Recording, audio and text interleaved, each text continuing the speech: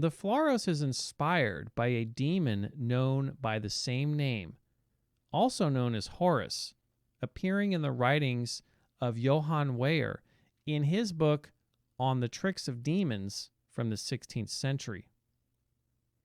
Phalaros is the 64th demon of the Lesser Keys of Solomon, and his seal is seen here. His cardinal direction is south. Important ritual dates for Phalaros include the winter and summer solstices. His elements are fire and air, his planets are Mercury and Venus, and his metal is copper. This entity may appear in earthly form as either a male or female creature. Phalaros gives true answers to all things regarding the past, present, and future.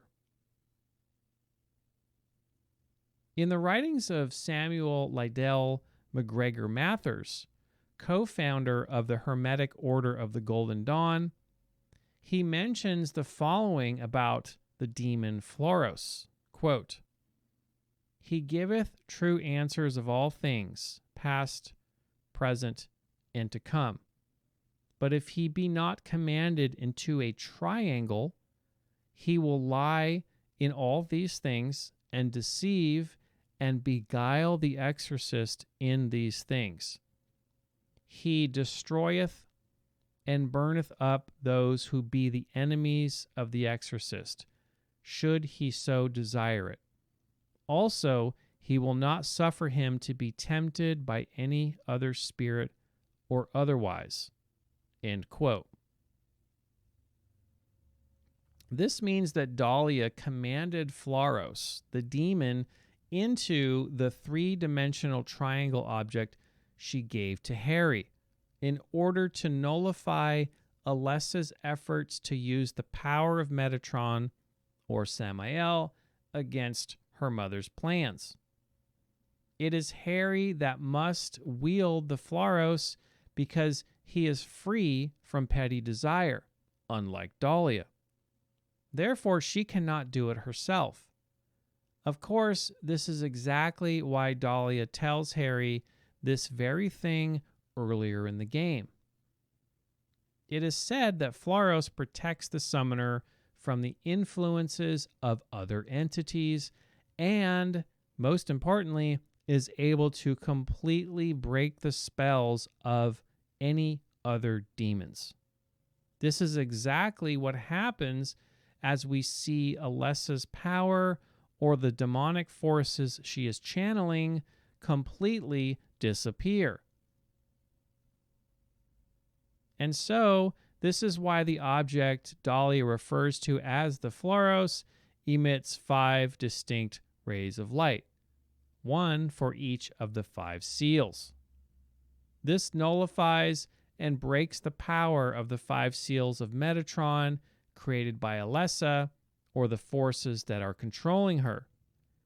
After all, it does seem like she is possessed or under the influence of some spell before Harry unwittingly performs this exorcism.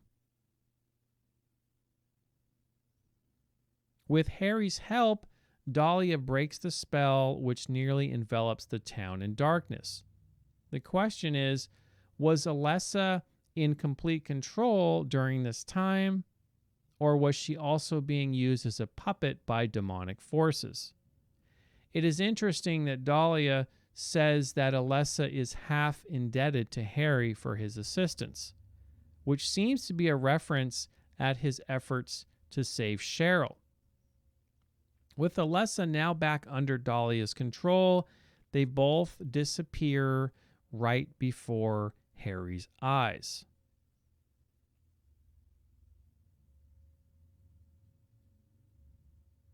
Suddenly, Harry awakens, as if from a nightmare, to find Lisa Garland waiting for him yet again. This time, Lisa has something she wants to tell Harry. Notice that every time Harry is put into a seemingly spontaneous, unconscious state, it always occurs near his interactions with Dahlia and Lisa. During this encounter, Lisa tells Harry that she went down into the basement of the hospital, but this isn't what she really wants to tell Harry, of course. She can't seem to bring herself to tell him her own truth and what is really going on with her. Remember, Harry is as pure and uncorrupted as a being could be at this point, considering his circumstances, and Lisa simply cannot stand to shatter this worldview.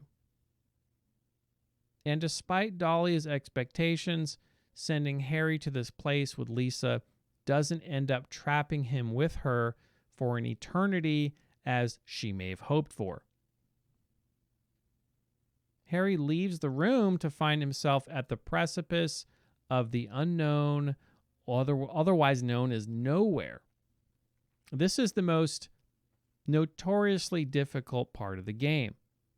This level can be successfully navigated by paying attention to the previous stages in the game and having an understanding of the planets in our solar system. Harry feels as if he is being summoned to this place.